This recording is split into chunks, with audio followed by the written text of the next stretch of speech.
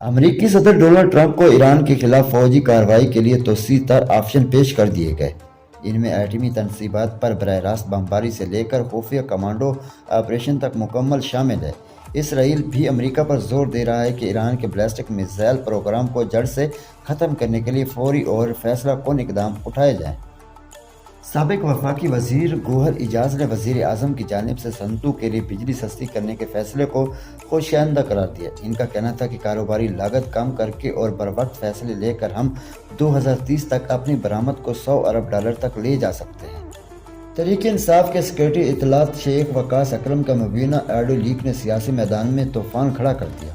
शेख वकास ने धरने की नाकामी का मलबा वज़ीर आला सुहेल अफरीदी पर डालते हुए कहा, अगर धरना ही देना था तो अपने नवे अरकान असम्बली साथ लाते, कारकुनों को अचानक बुलाकर मजाक क्यों बनाया गया। खैबर पख्तूनख्वा के वज़ीर आला सुहेल अफरीदी ने वफाकी हुकूमत पर शदीद बरहमी का इज़हार करते हुए कहा कि एक सूबे के वज़ीर आला को 2 रातों से सड़कों पर रुलाया जा रहा है। इनका मजीद कहना था कि बानी PTI की सेहत के मुताल्लिक गफलत बढ़ती जा रही है। अगर हमें दीवार से लगाया गया तो हम पुरअमन एहतजाज का भरपूर हक रखते हैं। वज़ीर मुमलकत तिल्लाल चौधरी ने बड़ा बयान देते हुए कहा कि इमरान खान बिल्कुल सेहतमंद हैं और इन्हें जेल में वर्जिश की मशीनें समेत तमाम सहूलियात मुयस्सर हैं।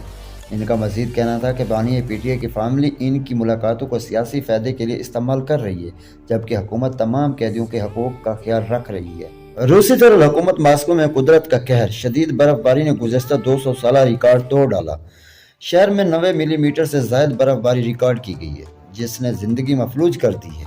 सड़कें, ट्रेनें और गाड़ियां सब बर्फ़ के ढेर तले दब कर रह गई हैं, जबकि दर्जा हरारत में गैर मामूली कमी ने शहरियों को मुश्किलात में इजाफा कर दिया।